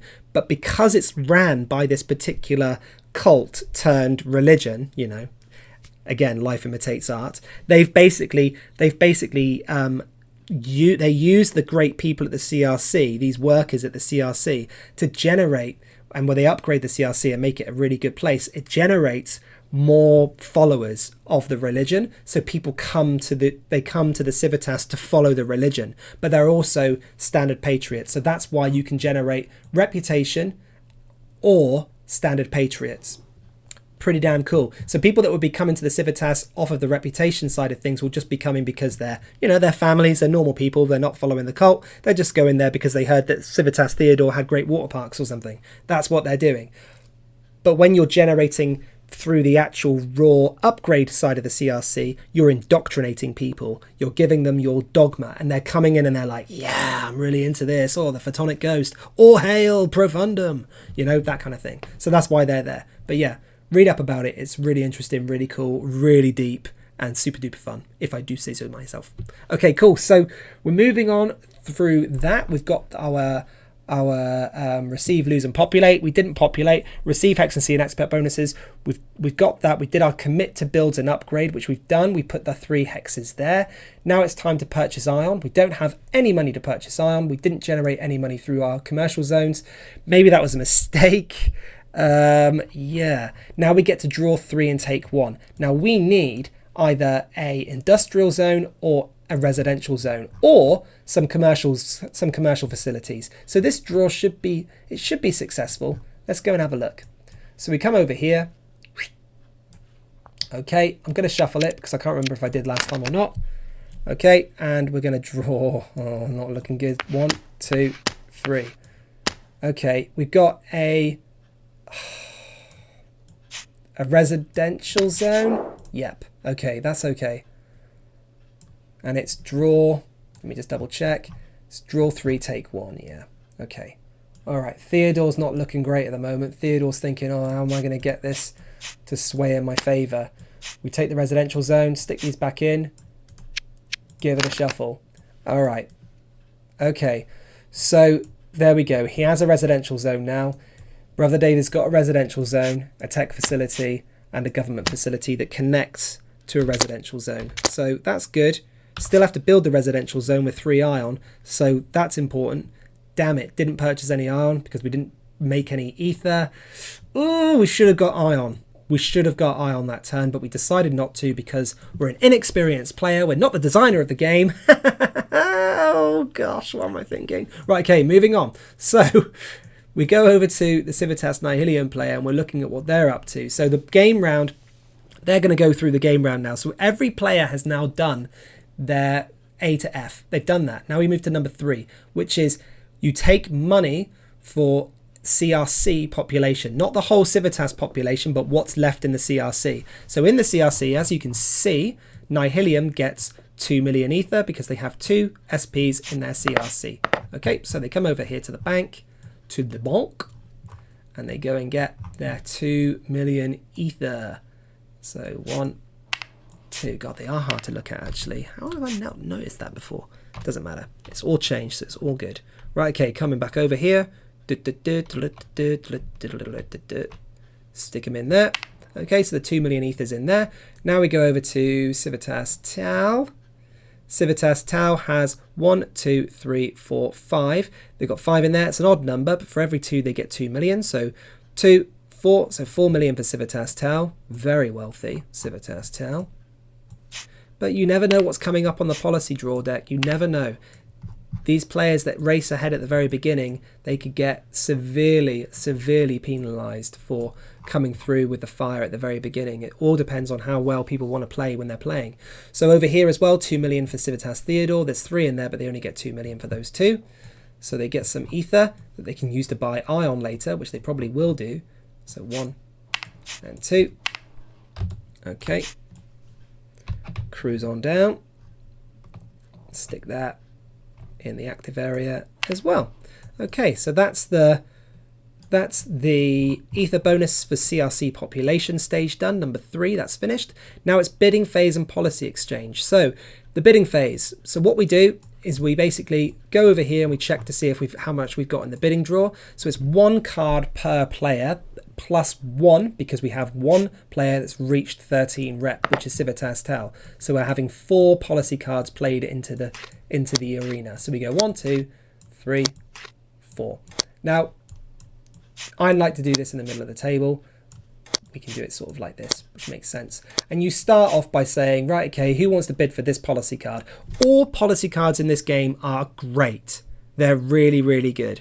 And like what I was saying at the beginning of this playthrough, basically what happens is when you've got, when the policy auction is happening, thematically, it's not actually a policy auction. It's you investing money or choosing to invest money into a particular program, and that program delivering something. So like Google does, like Do What You Want Thursdays or whatever it was that they used to do. A lot of Silicon Valley companies do this. There's a bit of a culture among Silicon Valley companies, but it's like do what you want to do kind of thing. And everyone goes away and they go, okay, I've got Google resources, I've got these labs, I've got all this technology, I've got everything at my disposal. I'm going to invent Google Glass, or I'm going to invent the HoloLens, or I'm going to invent something like that. And all of these kind of like out there crazy idea products that these companies keep producing is because they give their people the resources to be able to do it. That company, that board of directors don't know that Google Glass is about to get developed, but they're happy to give the resources up for that development to occur. So that's what this is all about. The blind bidding is about a research and development program, effectively, where you get policies in there. When CNXpats come out from the draw pile and they're in there, that's slightly different because you're trying to give them ether to join you. So that's what you're doing, and it's basically it's like football transfers, you know, like in the Premier League football, where people are trying to buy players and everyone's bidding and it's all crazy. That's kind of what that is. Or an art auction, same sort of thing. But okay, here we go. So the first policy. So you go around the table first, starting with this player to the left of the Civitas Nihilium player. They get the chance to bid first, and then it's an open auction. So they bid, they say, okay, I'm going to bid 1 for this policy point, and then we go over here and you get the Theodore player. Theodore player says, oh god, okay, I'll bid 2 for that. I'll bid 2. Civitas Tal says, no, I don't think I'm going to buy that one for 3. I don't know. Okay, no, I'll bid 3. And it's like, oh no, that's basically bidded everybody out. Civitas Nihilium does it have 3, 4, 5? Okay, Civitas Nihilium could go 4, but they know that 3's it's a large amount of money in effect at this current stage of the game. So that's going to deplete the possibilities for Tal to be buying more. So Civitas Nihilium takes 1 out for the moment and says, no, do you know what? You get that. That's your policy card. So the policy card comes over here, goes into the hand of the Civitas Tal player, and the money goes to the bank. And then the Civitas Tal player looks at the policy card, flips it, looks at it, and they go, ooh, okay, so this card is going to cost them 4 policy points and 3 ion to enact. So during the enact policies and CNXpat abilities section of the first point of the standard turns, there's a point letter A, they get to be able to use this. Now, apologies again for any grammatical errors or anything like that. This is a pre-final draft of the game. So if you've noticed anything in there, drop me a line and say that you've noticed it. Also, as well, I'll be sending it through to editors as well, so they'll definitely notice it. But yeah, just letting you know. So this secret policy to play at the end of the game round, just before the population numbers are checked, announced that all ether spent this turn must be given to you instead of the bank. It will help to make notes.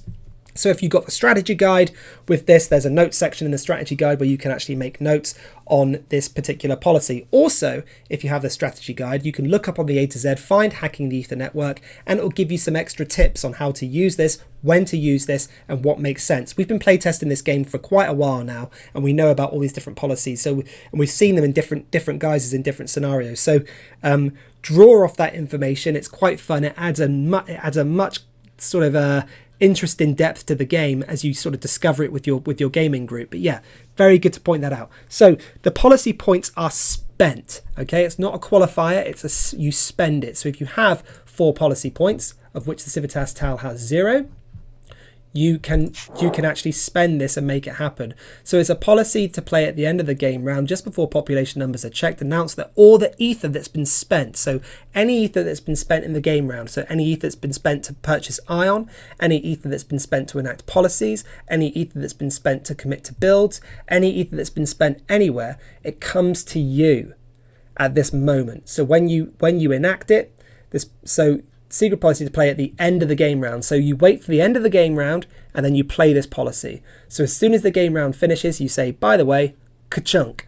You spend your 4 policy points, you spend your three ion, and you get all of the ether that's been spent that round. So good to have later on. So yeah, Hacking the Ether Network. Great card to have. Well done, Civitas Tal. Okay, moving on next. So the next card in the deck. Now we move over to Theodore that opens the bidding. So Theodore will say, okay, I'll bid 1 for this one. Nihilium will say, okay, I'll bid 2. Tal will be like, I'm still reading my policy. 3. I've only got 3 left. Could I go to this one? Do I want another policy card? I don't know. I'm not sure. No, okay, you have that. Okay, great. So Theodore gets that for 1. It's really good as well if you're leading the policy bidding phase to do a going once, going twice. Just count it down so people make a decision quickly. Really, really good. Okay, so Secret Police. So this is cancels a foreign crime sentence. This is a great card. Doesn't cost a policy point, just costs money, and you need to put 2 meeples onto this one to get it active. So you stick 2 meeples on here, just like we did with the Nihilium Ion Station, to get this one active, and then it cancels the foreign crime syndicate, and the rival loses 5 reputation if they tried to do the foreign crime syndicate on you.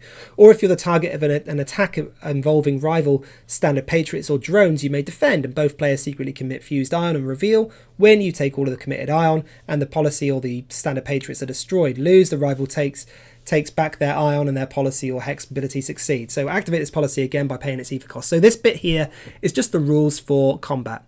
Again, like I was saying earlier on, within this game, the rules kind of present themselves to you in the forms of text or symbols to kind of like remind you of what the rules are and stuff. So very good card. We'll stick that there and we'll move on to the next bit. So now Nihilium starts the bidding process. The Nihilium is going to go in and say, I'm going to bid 1 for this one. Okay, cool. So 1, it's 2 to win. 2. Okay, Tal's going to say, all right, I'll bid 2. Theodore will say, okay, I can't meet that. 2, it's 3 to win. Nihilium's like, oh, 3 to win. Oh, crikey. Okay, I'll bid 3. Nihilium's going to bid 3 because it doesn't want Tal to get another policy card. Tal says, okay, I've only got 3. Has he only got 3? Yeah, he's only got 3, so he can't beat it. He does have 4, but he wants to keep that one there just to make sure that happens. All right, 3, it's the Nihilium player. They get that policy card. And let's have a look.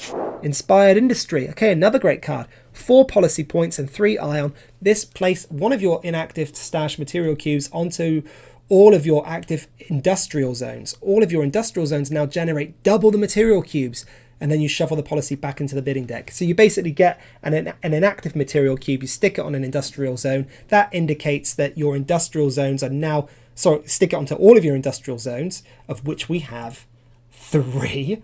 Whoa, seriously good card. We've got 1, 2, 3 industrial zones. Okay, we'll stick this in our hand, and we will play that later. Brilliant card. Okay, cool. So we've got that. We want to obviously focus on some policy points. We need 4 and 3 ion. So as soon as we get to policy points, this is going to be really helpful for Nihilium. So we're thinking this is going to be a battle to the death between Tal and Nihilium. Whoever can get to the 25 rep wins the game. But this is crazy. These guys are in a great position, but so's Nihilium. Let's not uncount that. And also, you never know. Something might happen now, so let's have a look. So we just purchased that for 3 ion, right? So three ether. So 3 ether is now purchased. We take the 3 ether, we stick it in the bank, and now we move on to the next card. So this is Civitas Tal's chance to basically purchase it. Civitas Tal is going to go in with 1 ether. 1 ether from Civitas Tal, and Theodore can only match it, so won't be winning. So the person that bids gets the priority on the match, and that goes to Civitas Tal for 1 ether. So they get their policy point, their policy card, sorry, and that goes back there like that. Now then, let's flip this. Oops, flip it. Ether bridge to Neo Protocol. So you must have at least 1 hacker active within your Civitas. Offer to all rivals a possibility of the following. Theirs and your ether resources are doubled, along with all of the future ether hex bonuses. Negotiate your best offer from any rival and complete the deal. All other rivals not in the deal who do not have at least 1 active hacker in their Civitas must lose 5 resources of their choice. Ouch! This is a big policy for later on in the game. It costs 10 policy points and 3 ion. Crazy policy. A good late game policy, but right now not necessarily one that Tal will necessarily need or use very early. So Tal's already got their focus. So this is where we now go to the next step of the bidding phase, which is the policy exchange, where we hand in policy cards that we have in our hand for, wait for it, policy points. So Nihilium's going to go, everyone does it at the same time pretty much. Nihilium's done their secret objective. You can't have 2 secret objective cards at the first stage, so you have to hand in 1 secret objective card at this stage. So Nihilium's already done that 1 secret objective when they traded for the Hex. So now what they're going to do is they're going to hand in this secret objective card, Disrupt Rivals. Yeah, their focus is now on industry, right? So Nihilium's going to win this game, they think, through industry. So we're going to put that one back there, shuffle that, and Nihilium gets, because it's the policy exchange, Nihilium gets 1 policy point. Okay, now Civitas Tal, no surprise here what Civitas Tal is going to do. Civitas Tal is going to, because they have the elite cop and is this a private investigator? Yeah, the private investigator, who also uses their combat experience to help the actual Civitas to defeat people. We're going to focus on military dictatorship. So God Ad Profundum is going to go back into the policy deck, along with this policy card, the ether bridge to Neo Protocol. That goes into the policy deck as well, and we give that one a shuffle, and we gain 2 policy points for Civitas Tal, which is really handy because we're going to need it for our policies. 1, 2. There we go. So that's in there like that. We want to get that hacking the ether network as soon as possible. We've got the 3 ion, so we want to do that because we want to make that happen. So he's already on his way. So that's cool. Now we move over to Civitas Theodore, and we look at Civitas Theodore's situation. Do you want to exchange any policy cards for policy points, Civitas Theodore? Wants the secret police one, probably. Okay, if the Nihilium player claims a chaotic victory, you win the game instead. If you were not the CN player, that doesn't count. If you are the CN player, then you may claim chaotic victory as soon as another Civitas claims ion independence. Okay, we want to keep this out of the other player's hands. Ion for the people. Activate any facility or CNXpat that generates ion. Activate the ability of either Dr. Lorenzo or Dr. Anders, gain 5 ion. Enact the ion diffuse dump, gain 10 rep. Oh, yeah, gain 10 rep, not get 5 ion, gain rep. So activate any facility or CNXpat that generates ion, gain 5 rep. Activate ability of either Dr. Lorenzo or Dr. Anders, gain 5 rep. Enact the ion diffuse dump and gain 10 rep. After rep is gained, shuffle back into the bidding deck. What do we do? Oh, which one to keep? I think we're going to keep this one, because this is going to help us. These are the players that are way ahead. So let's see if we can actually get a focus on trying to gain a facility that will generate ion, or activating the ability of either this guy or that guy. Let's try and get some CNXpats into the fray. Let's see what we can do. You never know.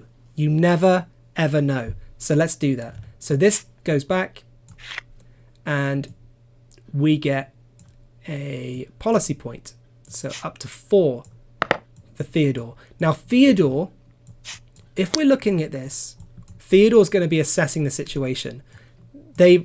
Civitas Nihilium has already got out of the red zone, which never really happens that quickly. It was just because of the brilliant trading that the Civitas Nihilium player did with Civitas Tal to exchange the Hex, and then that trade between Tal and Nihilium reached the masses, and they were like, wow, Civitas Nihilium's trading with Civitas Tal, that's great, it's great, wow, free trade, wow, great, awesome. And then that brings the reputation in for Civitas Nihilium. So Nihilium's now up on the League of Patriots, up to 6, which doesn't sound great, right? But it's better than losing Patriots. They've got all these Patriots they're not going to lose now, so they're really, really strong. Also, Civitas Tal has a CNXpat ready to roll, another CNXpat that's got a very strong ability, and they've got an elite cop, and they have a little bit of money. They've already upgraded their CRC. They're looking strong. So Theodore can only look at what they have, which is a potential for ion independence. They have protection from anybody trying to mess with them with foreign crime syndicates, which can be very disabling. They're not great in terms of their zone placement just yet, but they do have a residential zone, and they do have this government facility, which once per standard turn they may exchange any of the following resources for the other resources, so they can get this going. And this isn't a particularly expensive hex. It's 1 ether, 2 material cubes, two SPs that have to stay there, and one ion. So that can be built, and they can start doing stuff. So they're not too far out. They've also upgraded their CRC, so they're looking pretty good. They're not looking as great as Civitas Nihilium. They're not looking as great as Civitas Tal, but they do have the most policy points. So if they can get more policy cards in the next bidding round and by getting more ether, then they should be okay. So when they start generating the 3 guys on here, they'll put 3 more people in there. So that'll be 9 SPs inside there. They can then stick SPs into their commercial zones to generate more ether if they need to, or they can generate ether when they collect ether bonuses on there, and then with that extra ether they can bid for more policy cards, and that's how Theodore will get out of trouble. They need to focus on that, so they will, and they should, and they will get better policy cards, and they'll start playing in a much more secretive, sneaky way. Also, one of the things I've not done, which was really, really important, I have to stress, the Draconic Spy Network. Observe any secret trades. You may look at the details of every winning card from the bidding round, and you may sell the intel. So Theodore now knows what every policy card is that was just basically won in that game. So they know that Civitas Nihilium has inspired industry. They know that they have that policy card. They've looked at the situation and they're like, okay, all right, yep, okay, fine, They've got inspired industry and they have industrial zones. And they've also looked over here and they've seen that matey boy Civitas Tal's got hacking the ether network. So Civitas Theodore knows where people are right now in the game. They're allowed to take notes. You're allowed to take notes in this game. It's encouraged. And they know where they're at. So they now have to be very, very careful, and they have to build slowly, not become a particular target at the table, maybe even trade, maybe even do some good, give some generosity to different players, things like that, just so they can use their web of influence and indoctrinate as many SPs as possible, so they can basically get themselves up into the ether, get themselves some decent ether coming in so they can bid strong on the policy cards. That would be their move for me. I would be all over that if I was playing this player right now. That's where I would be. So that is our bidding round complete and policy exchange finished. Now, what would happen now? The policy exchange is done. Now we've got buildings complete and the ion is sent to Defuse. CN player fuses half the ion. If we had facilities with all of the allocated areas on all of these, so if these all had their ion on them and stuff like that, what would happen is that the ion would come to this card, it would sit on this card, and when all the ion across the table, including the ion that's been spent here, would come onto this card, as soon as the ion is there, the Nihilium player basically does the act of diffusement. So that is taking half, the lower half of the ion into their private stash, which they then can use to sell and build things and commit to builds, etc., etc., etc. And then the other higher half will then go to here. the ion in the inactive ion stash, which is out of the game. When players become ion independent, which could be a focus for Civitas Theodore, they would generate ion from this stash of ion here. They can't generate it directly from Civitas Nihilium's private stash. They get it from the public stash over here. So they would get it from there. Now, the Nihilium player could have chosen, or you could be playing a scenario where this doesn't exist, and all the ion is just going straight to the stash, and it's a race against time across the table to become ion independent. When all of the ion is gone from this area here, Nihilium, regardless of where they are in reputation, regardless of where they're at, they would claim something called a chaotic victory. So they would win. So you imagine it's like, it's the president watching the world burn. It's the president's going mad. They're just like, yeah, get rid of the ion. I don't care. I've got cancer. Doing that kind of thing, which might be happening right now. Who knows? But yeah, that's basically it for the Nihilium player and what they're doing with regards to their ion and all that sort of stuff. So yeah, the ion gets diffused, half goes here, half goes there, and then we go to back to the top of the game round, and the first player is decided based on the highest overall population. So that would be Nihilium. So what Nihilium would do is enact policies and CNXpat abilities. Okay, so it doesn't have four policy points yet. Does have 3 ion, but doesn't have 4 policy points. So can't enact inspired industry yet. But what they can do is they can receive, lose, and populate. So when you receive, I'm just going to go through this one time, receive, lose, and populate again. So you basically get on here, 3 cubes equate to 1, 2, 3 reputation. So they get 3 rep. So 1, 2, 3, up to 9. They've now gone past Civitas Theodore. They also get their hex bonuses for being on these zones. So you've got the workers placed on these zones. So that's 2 material cubes. 1, 2, 3, 4, 5, 6. So 2, 3, 4, 5, 6. There we go. There's the material cubes on the active side. Wonderful. And then they do their CNXpat bonuses, which they don't have any CNXpats. They commit to builds and upgrade. So they're going to be placing some hexes down now. So they'll do this. They'll be like, okay, let's put down the cheapy ones first. Let's flip this one here, see what it is again. Okay, wicked. Yeah, once this hex becomes active, search the bidding deck for the policy card titled CTCG Isolation Lab and place it into your hand and negate the policy's ion cost. Very powerful hex to have. Let's definitely get that in there.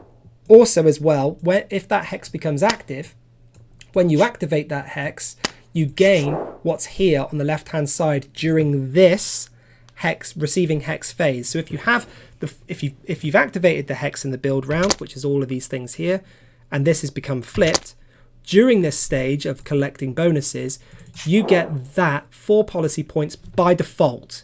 You get 4 every single time. Every single time you play this particular phase of the game, you get the 4 policy points. If you place a CNXpat here, you then get 5. If you place a cube there and a CNXpat there, you get 6, 7, 8. So by placing 3 material cubes here and just having that there, you would get 4, 5, 6, 7. So these all add up to 1. It doesn't matter when you put the cubes on, or if you put a CNXpat on, or a cube on, or just a cube on, or 2 cubes on, or whatever it is. You can have a mixture of this stuff at the top. They all equate to a single unit. If there's a number there, it'll either be a 2, a 3, a 4, a 5, or whatever, or whatever it is, like a +2, or whatever it is on there. But just the icon on its own equates to 1. That obviously means 4. So yeah, a really good hex to have. Currently inactive, but let's focus on building it. That's what we think, right? Okay, so we've got that. Now we want to put a military facility in because we want to protect ourselves. So here's a military facility. So we need 5 SPs to stay here after we build it. It's going to cost 6, 3, 5, and 3. Pretty expensive, but we'll get there. We're pretty good. We've got the industry crack-a-lacking, so we should be good. This will generate 1 SP per turn. Not much, but look. You may target a rival's hex and using up to 5 of the SPs placed here perform an attack. If successful, steal any unit from that rival's hex and return the SPs back to this hex. If unsuccessful, your SPs go to the stash. So we could go in and steal CNXpats. We could go in and steal ion that's placed for a build. We can go anywhere and go to a rival's hex and steal stuff. We take SPs with us to the attack, and the SPs go with us, right? So the SPs are actually like a unit of attack, and we can add, if we had this particular guy in our Civitas, for example, we would be adding, what was it, five extra ion to the attack, and you're basically committing ion. And you're saying, right, I'm committing 5, or I'm committing whatever. Civitas Nihilium getting into combat this early is really good, because look how much ion he has. This particular president has loads of ion at the beginning. So it's a really good way to do if you want to get into the military thing to do it. But building military infrastructure takes time because it's expensive. So you have to hold on to your ion. And by the time we've built all of this and we've got that guy in there and we've done it, it might be the case, although we're looking pretty good, to be honest with you. We might even be able to get this active this turn. But it might be... No, we don't have the 6 ether. But if we could get that active, it does take time to do it, so the ion will slow down. The ion will go quite quickly. Also, if you're the Civitas Tal player, you'll be looking at this military facility that's inactive on Civitas Tal's section here, and you'll be thinking to yourself, okay, we need to get as much ion off of the CM player as possible, because if they decide to attack us with the military facility enabled, which will enable attacks, if they do decide to attack us, we have to defend ourselves, so we need ion. And also we need to stop the CM player from having as much ion as possible to attack with, because that's a guaranteed win. So the Civitas Tal player now changes their focus to basically get as much ether as possible, to basically use the ion to prevent this CM player from attacking them with as much ion as possible and defending with as much ion as they have. Also, the Civitas Theodore player might work in cahoots with the Tal player to buy ion as well, to stop this CM player from having loads and loads of ion to form attacks. That's combat, a whole new dimension to the game, and it's something that rarely happens, but when it does happen, it's war, and it's a serious issue. So yeah, bear that in mind. Okay, so we've gone through there. They've taken all of their bonuses. They've got everything. Now they commit to build. So they're doing the commit to build and upgrade. So putting that down. We've also, looks like we're running out of space, but we'll stick that there as well. We'll put that one up there. And we'll put the residential zone. Oh, we can't put a residential zone. We can put one there. There we go. Residential zone can go there. And that is in our industrial zone. We know that because it's connected to it. We know it's active, so that's fine. So these all come in like this. They're all inactive. Zones, after the first round, zones are placed inactive. So this residential zone goes face down. Now that we're committing to builds, we can put 3 ion on there.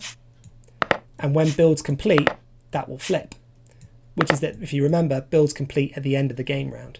So now we're just going to look. Now, the Nihilium player could be clever or could be dumb and allocate all of the ions straight away to all of these inactive facilities with the hope to gain some more reputation. Makes sense, because there's lots of facilities here. They'll want to do that probably. But they also might want to focus their attention on defending or attacking, which I just discussed just now. So it's a tricky one. You've got to get the balance right for that. But that's basically, in a nutshell, the next few moves for Nihilium. They're going to be doing different things to try and make that all happen. I hope that makes sense. That's something that I think is, if I've not explained this too clearly, please go into the comments on the Kickstarter page and ask away. If I'm not available to reply to you, I should be able to, because I'll be watching this Kickstarter like a hawk. But if I'm not, then one of the community members will be able to answer any questions that you might have about it. But yeah, that's basically the game in a nutshell, pretty much, covering combat as well on there. Obviously, we'd be here for a few more minutes, maybe even another hour or so as we go through this. But yeah, if you're playing to 50, if you're playing to 50 rep, it'll be around about 2 to 3 hours at the table. If you're playing to 25, it could be anywhere from like 45 minutes in a really super quick game, all the way up to an hour and a half. It all depends on what comes out on the table and how focused the players are at achieving their goals. But yeah, it's a really interesting game. Every game is different, always different. All these different stories come out, like the transhumans, the cults that are now focusing on becoming energy independent, and the industrial Civitas Nihilium because of the 3 industrial zones. It's a really fun story generator, and I hope you guys have loads of fun with it. But yeah, that's basically it in a nutshell. I think I've covered everything. Let's have a look at the secret roles here for a second. So During your first turn, pick one player and offer them a secret trade consisting of anything. You start with an Nihilium. Okay, yep, sure. So that's a secret trade that would happen on the Nihilium's turn now. Also as well, in the guide, it does say after the first turn's complete, review your presidential rules and make sure you stick to them. So we're doing this in the right kind of order. We're reviewing the presidential rules, even though I forgot Civitas Theodores at the beginning there. I'm trying to play as 3 players. Give me a break. Right, okay, so if we go over here to the presidential rules, the military grade, upon completing a military hex, the ion spent goes back to your active stash. So if Tal had this facility over here, the military one, that 3 ion wouldn't need to be spent and sent to the Nihilium player. It would just go straight back to the Civitas Tal player as active ion to be used again. So it's really good for the Civitas Tal player to find military facilities and use it to their ability. So with that, what was the extra draw pile hex? It was the government facility, wasn't it? Let me flip that. Nope, wasn't government facility. It was accommodation facility. No, I thought I had something that said extra. I thought I had something that said you get extra draws on the pile. Maybe not. But anyway, whatever. If you had the add extra one to your draw, what you would then be doing as the Civitas Tal players, you'd be looking for military hexes, military facility hexes, so you can get them built without having to spend any ion on them. So yeah, another good tip there for the Civitas Tal player. But yeah, this is basically it. We're moving forward now. Yeah, thank you very much for watching, guys. And yeah, if you have any questions, please ask me in the comments. Play the demo, have some fun with it. And yeah, thank you so much. And if you're not considering to back the game, then I apologize if this isn't for you. And yeah, if you're considering to back the game, thank you so much. I really, really hope that you and your buddies have a really good time playing it. And yeah, come and join us in the Discord and tell us what your thoughts and feelings are. We can't wait to chat to you, can't wait to meet you. Thanks, guys. Cheers. Bye-bye.